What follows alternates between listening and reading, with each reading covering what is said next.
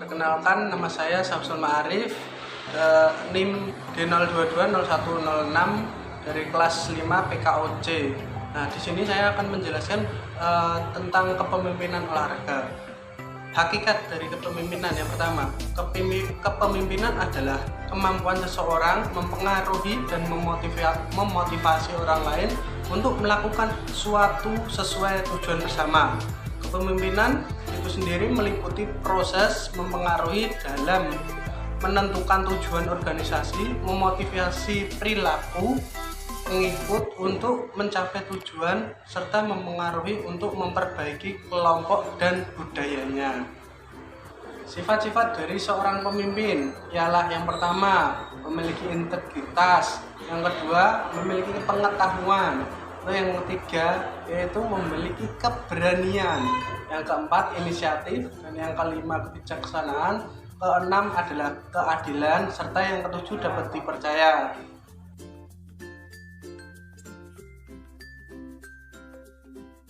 Sifat yang pertama yaitu integritas. Integritas seorang pemimpin harus memiliki suatu integritas yang tinggi, di mana pemimpin itu taat terhadap suatu aturan. Jadi seorang pemimpin yang taat terhadap aturan akan menjadi contoh bagi bawahannya semua.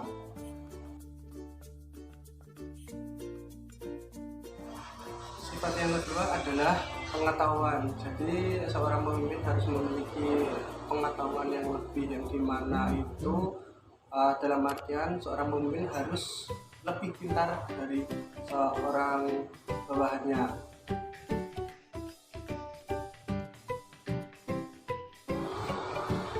Yang ketiga, sifat pemimpin yang ketiga yaitu adalah keberanian, di mana seorang pemimpin harus memiliki keberanian dalam membawakan ataupun memimpin dalam suatu kegiatan. Jadi seorang pemimpin di samping memiliki pengetahuan dan sebagainya harus berani. Yang keempat, inisiatif. Seorang pemimpin harus inisiatif dalam mengambil suatu keputusan. Jadi apabila bawahannya memiliki suatu masalah, seorang pemimpin hendaknya harus inisiatif memberikan solusi terhadap bawahannya. Untuk sifat yang kelima, kebijaksanaan. Nah, di sini peran pemimpin. Pemimpin harus bijaksana dalam mengambil suatu tindakan ataupun suatu keputusan. Jadi supaya pemimpin dapat memiliki kemampuan dalam memutuskan segala hal dengan bijaksana. Untuk yang keenam adalah sifat pemimpin keadilan. Di situ seorang pemimpin harus memiliki jiwa yang adil. Sifat yang ketujuh ialah dapat dipercaya. Jadi sifat yang terakhir ini adalah sifat yang harus mutlak dimiliki oleh pemimpin, di mana pemimpin itu harus mudah dipercaya ataupun dapat dipercaya. Karena kan kalaupun pemimpin tidak memiliki hal tersebut, maka bawahannya harus percaya pada siapa lagi.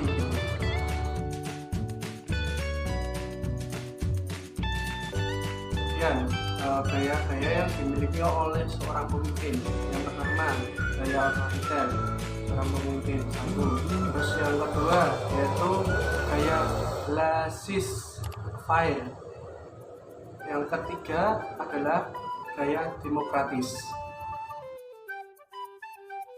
Gaya otoriter yang pertama yaitu gaya memimpin seseorang yang memusatkan segala keputusan kebijakan yang diambil dari dirinya sendiri secara penuh.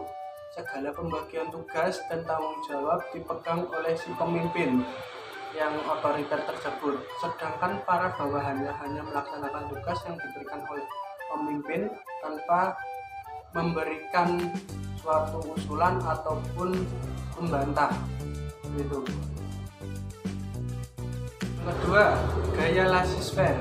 Gaya laissez-faire ialah yang dimana pemimpin yang memberikan kebebasan yang besar kepada setiap orang yang dipimpinnya, baik dalam melakukan pekerjaan ataupun dalam pengambilan suatu keputusan, bahkan dalam suatu hal penting sekalipun.